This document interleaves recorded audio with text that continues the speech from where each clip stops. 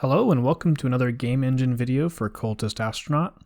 In this video we're going to talk about some of the improvements around sprite rendering and generally how the engine handles submitting things to the GPU. In the last video I received a comment asking if I could review some of the big picture items of the engine, and one of those things included submitting things to the GPU. So we're going to take a look at that, and then we're also going to talk about what I did today to improve sprite rendering, because I was actually doing it in a very naive way, which wouldn't have scaled up very well. So yeah, and if you like this kind of content and want to see more, please consider subscribing and leaving a like.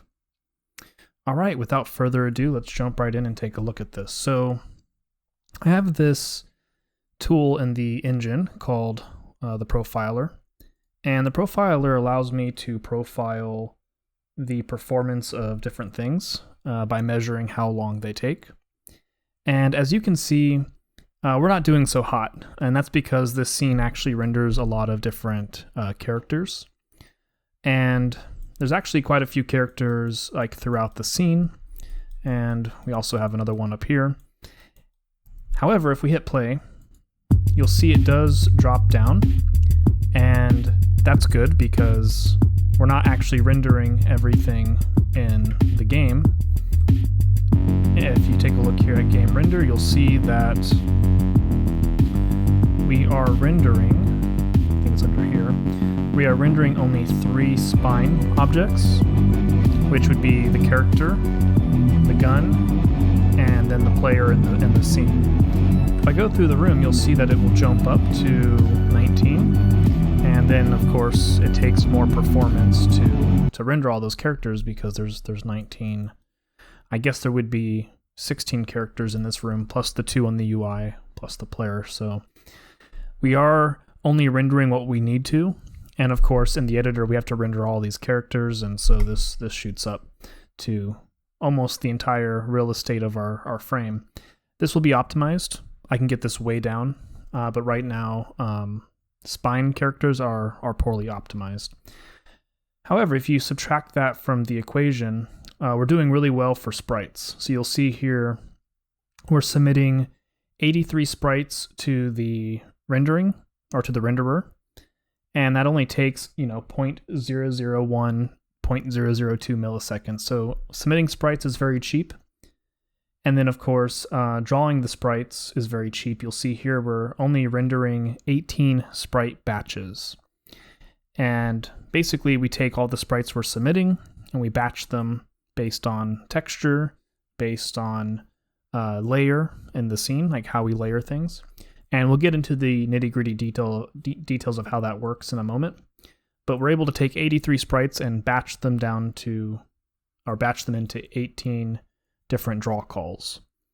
Whereas before today, every sprite had its own draw call. So if you had 83 sprites, you had 83 draw calls. If you had 10,000 sprites, you had 10,000 draw calls. And yeah, today I rendered 30,000 different sprites, and I was able to get them all packed into a single draw call. That was in a special scene where the only thing I was rendering was sprites, so I was able to pack it down into a single draw call. But it showed the potential of what sprite batching does. So yeah, let's take a look at the code and kind of dig into how we do this, starting with the sprite submission. So if I go to the game render function, which if we take a look here at my main file, I have a Win32 cultist file where the application starts up, and we have our win_main function, which is where the program starts. And if we scroll down here, you'll see we have our game loop. And within the game loop, every frame, we update the game and then we render. And these are 2 distinct steps. Game update updates all of our logic, updates the character. At the very beginning of game update, we do input. And then once the entire game is done updating and we've calculated all the physics, etc., we then want to render it. And you can see we have some special editor mode stuff. I'll get into that in another video. That was another question, is how I separate editor code. Win32 cultist is kind of the separator right now. But there's also some cleanup I want to do with this, so we'll talk about this in a different video. But game render essentially sets up our scene for rendering, and we have to submit things to our renderer. So submitting things doesn't necessarily draw them. What it does is it preps it for render. And the reason we do a submission step is so that we can get all of the data we need in one big block of memory that we can then sort and then basically populate and get it into a format that works for the renderer. And then we can perform draw calls. So we submit all of our sprites, we then pack them into batches, and then we perform draw calls for each batch. So submission is the very first step. And so inside of game render, you can see right here we have our code that submits entity blocks. And I talked about entity blocks in a previous video, but basically every room and every area in our game is basically a block. So if I load up Xcoria, each room is a block, and a block contains a list or an array of entities. So if we take a look inside of the landing dock, the entities you see here, the player, the checkpoint, the rusty door, are a part of a block. And then, of course, the entire world itself has a root block, which you can view here, and we have no entities there. So that's just how we organize our game. And when I hit play, based on the room that the player's in, it will only render and update these three entities. And the moment I pause, everything starts rendering, but these are the only three things that are updating in the game. And when I exit this room and enter this room, this becomes the active block. And so in the code, you can see here we have an if check that tells us if we should only render the active block or if we should render the entire level.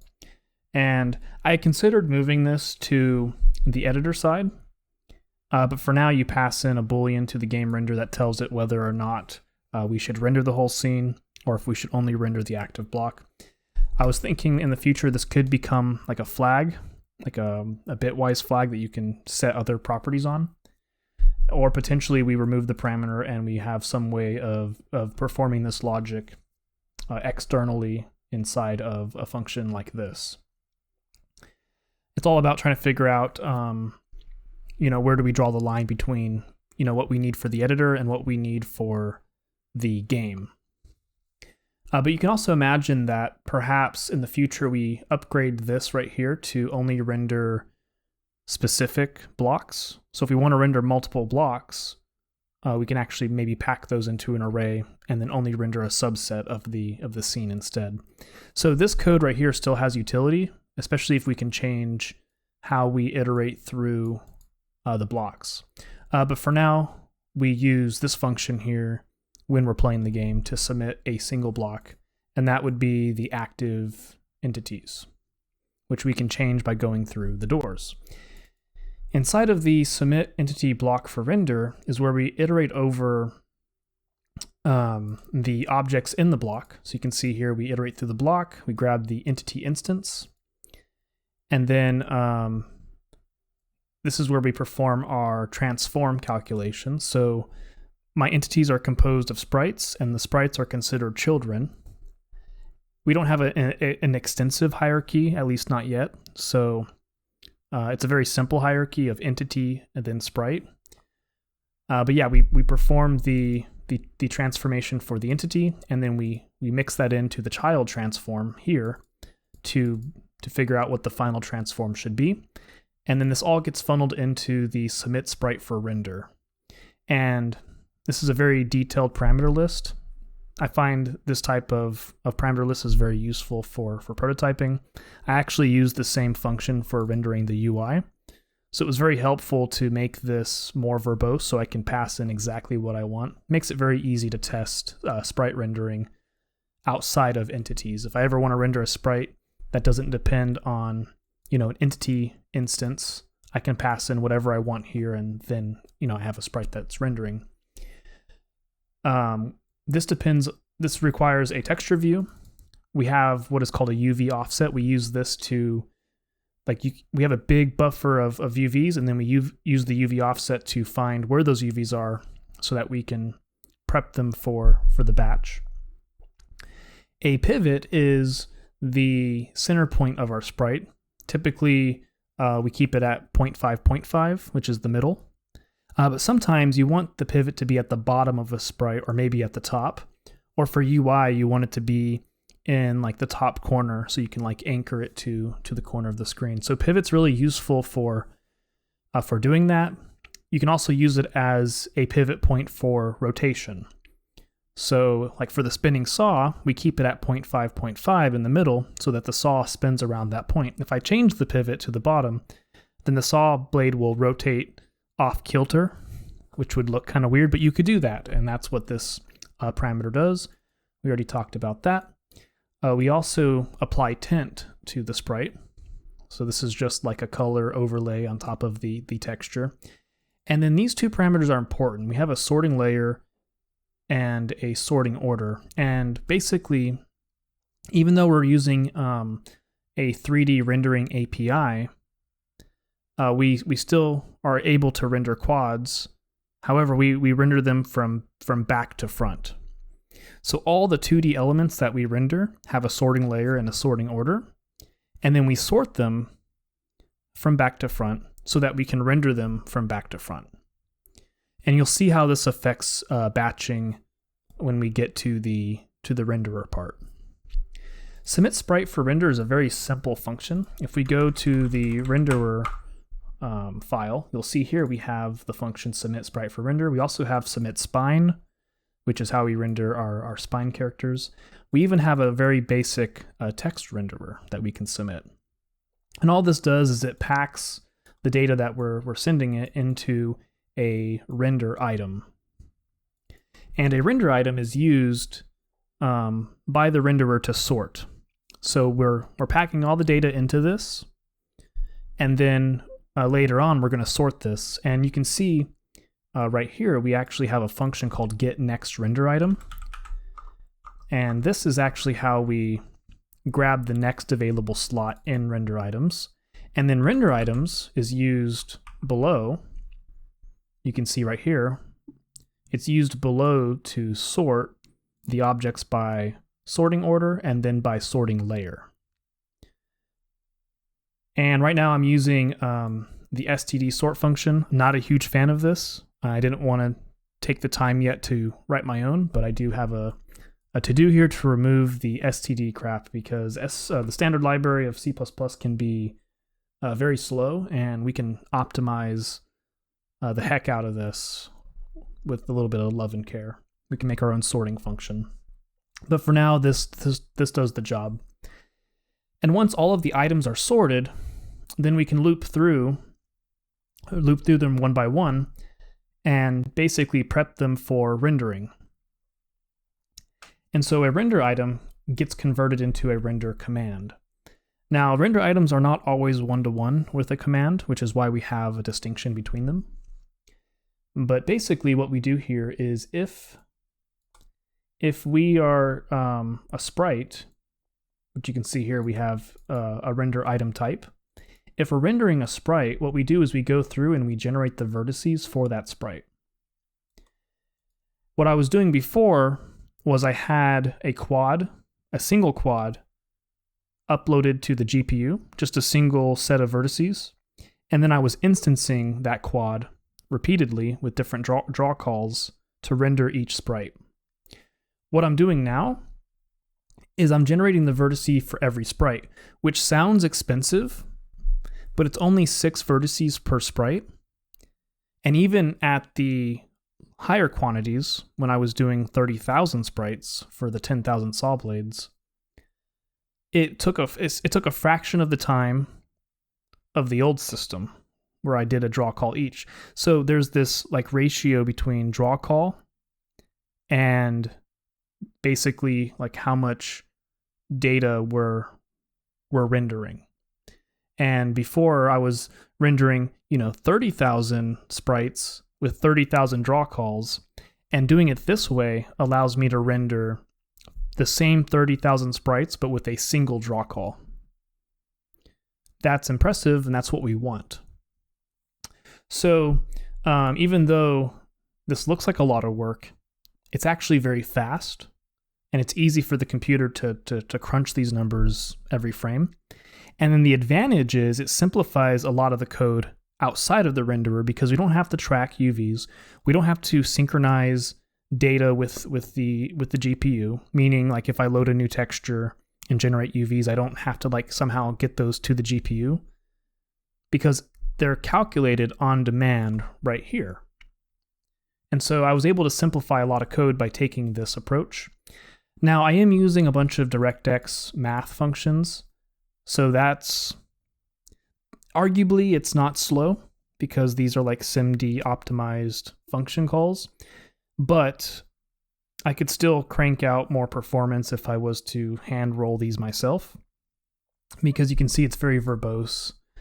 And if I'm just dealing with my own data types, I have more control over that, and I can simplify a lot of this. You can see we have to add extra data here to make it compatible with DirectX. Even though this is a 2D engine, I have to expand it to a vector 4 essentially, setting the Z to 0 and the W to 1.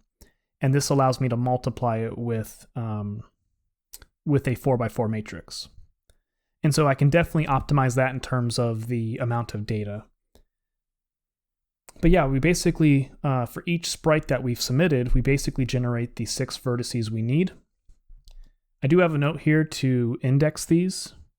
We used to do indices, so instead of uploading 6 vertices, we could upload 4. And then we use indices to basically lay out these triangles. But for now, I expand this to 6, and you can see there are some redundancies, right? We're actually copying vertices into a couple of these slots. And then, of course, we're mapping the UV, so that UV buffer offset that we passed in earlier is used here to extract the UVs, which is just a gigantic array that holds all the UVs for every loaded texture. And that gives us the UVs that we can use for each sprite. And to kind of go into a visualization of that, inside the engine here, if we take a look at crystals, for example, the UVs are important because we may be rendering several sprites with a single texture. So we have this texture sheet, or this sprite atlas, and we can divide it into regions. And regions are basically how we generate the UVs. In this editor, you can see we have the X, Y, and then we have the width and height. And we take these values and we crunch them into basically UVs for each corner of the quad. And so what that allows us to do is if we go to the crystal, which is, we have an entity called Jade Crystal, you can see this is actually composed of multiple sprites. And if I wanted to, I could take this and I can change it to a different sprite. These are smaller, but they're meant to be little sparks little sparkles that we put on the crystal. And yeah, each one of these is a quad. And then these rectangles allow us to figure out what the UVs are so we can map it to that quad.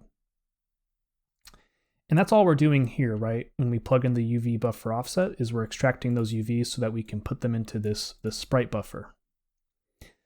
Now, one trick here that we have to do to get this to the GPU as quickly as possible is up here when we, and I believe it's right here. What we have to do is we have to map a buffer, which means basically there is some buffer on the GPU. Mapping just opens it for writing. And then when we're done, you can see here we're actually writing into that buffer. So once we're done writing all the information we need into the buffer, at the very end of this for loop, what we do is we unmap it. And unmapping it just says, okay, it's done. Submit this to the GPU. We're not going to modify it anymore. And as you can see, I am profiling this. So we have create render commands. We start the profiler up here. So we're measuring, or not that one, right here. So we start measuring this function starting here and ending here, which contains the map and unmap and also contains the vertices. So if we run this and we go to the profiler, you can see create render commands takes 0.002 milliseconds. Well, obviously we're not rendering anything, but let's open up Xcori. I wasn't even thinking. It's pretty close. You can see here it's like 0.05, maybe 15. It is like very small, and we're only calling that twice. We call it twice because I think we call it twice because we are rendering the UI as well. Yes. So if I hit play, you'll see we have the UI. We're actually submitting 2 render passes, which is why you see 2 right here in the profiler. But anyway, it is what looks like a very verbose calculation. It's actually very fast. And I tried this with 30,000 sprites, and it was still very quick. Okay, so we've submitted all the data we need for rendering to the GPU, right? We submitted all the sprites. Then we took all the sprites and we batched them. I didn't actually talk about that, but you can see right up here, if the last type was a sprite and the current type is a sprite and the last batch is a texture view, then we continue using the same Sprite Batch command. And this command is used down here, right? We update the vertices, we map it in, and then we increment the vertex count. So when we create a new one, vertex count is 0, and then as we populate it, we add 6 each time we process a sprite. And then the other thing we set is the vertex offset. So the sprite vertex buffer, right? This sprite buffer that we have on the GPU is just one giant array of vertices. And each batch is tracking a vertex offset into that array. And so that's why we increment this by 6, and that gives us a range, and we put that into the command. So now we have a bunch of commands, and all the sprites are ordered into batches. So if we go to the DirectX renderer, and this is kind of a pattern I'm taking to support multiple backends, and even this will change in the future because I'm learning more about how to program other backends and how to organize this. But basically, the DirectX 11 renderer will iterate through the render commands. And based on the render commands, it will either like update the projection matrix, it will update the view matrix, it will update the screen, it will clear it to a color. But most importantly, what I did today was I created this new command called draw Sprite Batch. Now remember, previously I was just drawing a single sprite, so I had an older command called draw sprite, and it was just doing a draw call per sprite. Now we're doing one draw call for many sprites, and that's called a sprite batch. And this is all the information, or this uses all the information that we generated. So basically here, you can see we set the buffer to that same sprite buffer handle that we used in the renderer. So over here, you can see that this is the same exact sprite buffer handle. So we set the vertex buffer. We also set up our input layout, which happens to be a vertex UV2 color. That just means there's an XY coordinate, a UV coordinate, and for color, that's our tint. So we want to send all this information from the buffer to the shader, so we have to set the input layout. And then, of course, we have a shader for rendering a sprite batch. It's actually a very simple shader, and you could use it for other things. But it is made to work with this. So you can see we have the position, UV, and tint. And inside the pixel shader, you can see we are multiplying the tint by the texture color. And this is how we render the final the final graphic. And then of course we set the texture view. Every sprite every sprite batch is associated to a texture. This is, you can see I have a to-do here that says add batching support for sprites that share the same texture view. Well, Sprite Batch does that, so that's actually done.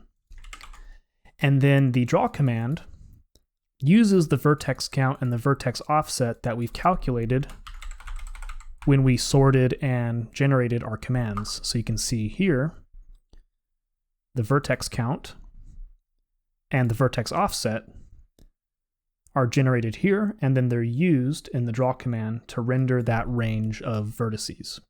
So instead of creating a bunch of buffers, which you could do that, right? You could create a buffer per batch. We just create one big buffer, and then we're taking advantage of these two parameters to render only a subset of that buffer. And of course, we have a profiler begin and a profiler end to measure how long this takes. And this also has the advantage of showing us how many batches there are. So if we jump back into Xcoria and we open up the profiler, you can see in the game render pass, we're submitting 83 sprites, and then we're only rendering 18 batches. So we're saving quite a bit of draw calls. And you can see draw sprite only takes 0.002 milliseconds, which is much faster than what it was before. I believe I tested this scene before, and it was taking almost a millisecond with the old approach. But anyway, it's very important to profile your game engine when you're making big changes like this. So instead of assuming that something is slow and assuming that something will make it faster, I recommend always measuring before you start optimizing. So for example, this shows me that, hey, the spine rendering is slow. Maybe I should spend some time optimizing that. And as I make big changes to my system, I can actually view all the numbers to make sure I'm actually speeding it up. When I changed from the draw call per sprite to sprite batches, I had to change other parts of the engine, like the create render commands. And having this here helps me see if I'm making another part of my engine slower as I'm optimizing, a different part of my engine. So sometimes when you optimize something, you slow down other parts. And it's important to understand those trade-offs, and the profiler makes it really easy to see that. So yeah, that's some of the improvements I made today for sprite rendering. If you want to know more, or if you want me to do a more in-depth look at this, maybe I can draw up some diagrams to kind of show how I'm mapping memory. If you're a more visual person, I can do that. But yeah, this is how I'm handling sprite rendering, as well as some of the other types of objects like spine, the spine characters, which if you don't know what a spine character is, it's essentially like what you see here. I can actually open up this spine viewer and click on my player, and basically a spine character is just a series of meshes that we can animate. So like, for example, the player here has an idle, and I can actually animate this on a loop. And basically it's bending and rotating and morphing these sprite objects around. And that's what the spine characters are. So they're a little different than the sprites, but they go through the same exact rendering pipeline, right? We create items, we sort those items, we then create commands, and then something like DirectX goes through those commands and then performs the draw calls. So yeah, if you have any feedback or questions, please feel free to leave them in the comments below. And also please consider subscribing if you've enjoyed this video and you want to see more. And yeah, have a wonderful day, and I'll see you in the next video.